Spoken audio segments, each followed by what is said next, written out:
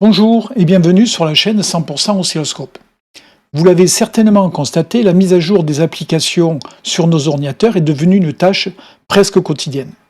Des fonctions qui jadis étaient réalisées en électronique analogique ont été réalisées petit à petit en électronique numérique, puis en grande partie par du logiciel, le software. Cette évolution apporte bien sûr son lot d'avantages et d'inconvénients, au rang desquels les bugs et leur remède, les mises à jour.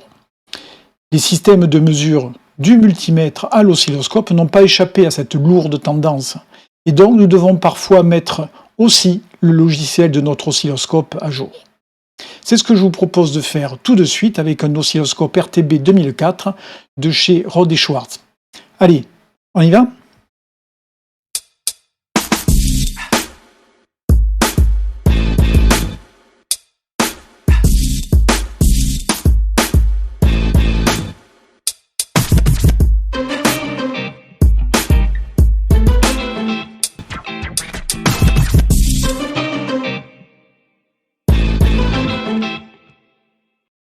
Bon, rassurez-vous, on met moins souvent à jour le firmware de son oscillo que son navigateur Internet.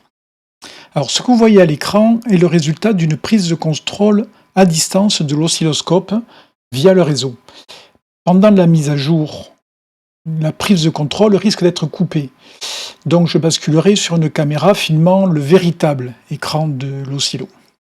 Si cette technique de prise de contrôle à distance vous intéresse, je vous invite à regarder le tuto sur la mise en réseau de l'oscilloscope, puis le tuto sur la prise de contrôle à distance via le réseau. Le tuto va être composé de 4 parties. D'abord, on va aller regarder quelle est la version en place sur l'oscilloscope. Ensuite, on ira sur le site du constructeur, voir s'il y a quelque chose de nouveau. S'il y a quelque chose de nouveau, on va créer une clé USB formatée en FAT, c'est important, FAT. Et ensuite, avec cette clé, on mettra l'oscilloscope à jour, et là, on filmera à partir d'une caméra normale, on va dire. Alors, la version actuelle. Donc on va aller regarder sur le scope. Donc là je le télécommande à distance, donc via le menu. Je vais ici en bas sur Setup. Dans le Setup, j'ai l'option Firmware Update. Et je vois ici donc que c'est un RTB 2004, version 2.202, et le firmware date de 2018. Donc plus de 2 ans. Le nom ici est important parce que c'est ce nom-là, ce nom de fichier, que l'on devra mettre sur la clé USB. On va aller le télécharger s'il y en a un jour, enfin un nouveau, une mise à jour, et on mettra ce fichier FWU, Firmware Update, sur la clé USB. Donc maintenant, on va aller voir sur le site de Rohde & Schwarz s'il y a quelque chose de nouveau. Donc on va sur ce site-là, vous l'avez là. Voilà le site. Donc ici, je vais aller sur Centre de connaissances, Téléchargement, et je vais indiquer le nom de mon équipement, RTB 2004. Ici. Et j'ai ici le micro-logiciel pour RTB 2004 Digital Oscilloscope 70 MHz. Ça, c'est la version de base, 70 MHz. Et je vois ici, donc, qu'il y a des release notes pour une version 2.3. Bon, moi, j'avais la version 2.2. Cette version 2.3 est de 2020, donc il y a bien une mise à jour. Donc je vais télécharger cette version et je vais la mettre sur une clé USB. Alors, je ne vais pas vous détailler le détail de téléchargement, clé USB et tout ça.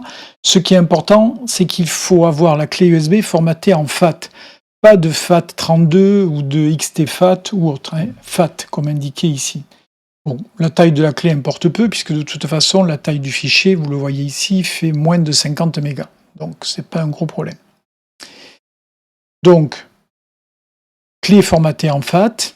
Depuis le répertoire de téléchargement, on prend le fichier zip, on ouvre le fichier zip que l'on a téléchargé et on copie par drag and drop de 7zip ou WinZip le fichier dont le nom était affiché par le scope.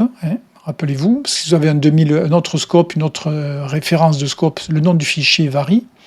Et vous mettez ça sur la clé USB et vous l'éjectez proprement. Ensuite, cette clé USB, on la branche sur la face avant de l'oscilloscope. Ici, il y a un port USB. Alors si jamais, comme moi, vous utilisez la souris, il faudra débrancher la souris et utiliser l'écran tactile pour faire la manipulation.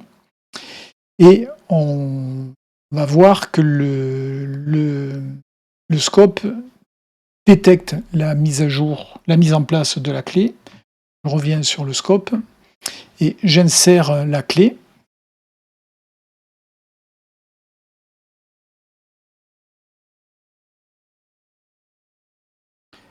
On constate que l'oscilloscope détecte bien le fichier espéré. Il l'indique ici. Il nous indique que c'est un fichier qui correspond à la version 2.3, c'est bien ce qu'on a téléchargé tout à l'heure, et de la version donc de 2020. Voilà. Donc là, je vais passer sur l'autre caméra pour pouvoir vous montrer la mise à jour. Le bouton Execute est devenu accessible. Je vais pouvoir donc faire la mise à jour. Et je passe donc sur l'autre caméra. Nous voilà sur la caméra face à l'écran de l'oscilloscope. J'insère la clé. L'information de la version sur la clé apparaît ici. Je clique sur le bouton Execute. Donc chargement du fichier de la clé USB en mémoire de l'oscilloscope.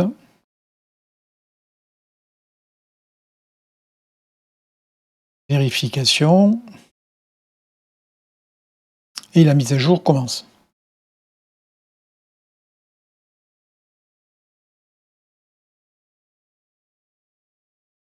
L'oscilloscope redémarre, reboot. Et voilà la confirmation du passage de 2.2 en 2.3. On vérifie. Donc Setup, Firmware Update. Et on s'aperçoit bien que sur la clé et en mémoire, on a la même version, la version 2.3. Donc tout s'est bien passé. Bon, voilà ce qui est resté sur la prise de contrôle à distance. La connexion a été coupée dès le début de la mise à jour. Donc on va essayer de récupérer le contrôle du scope.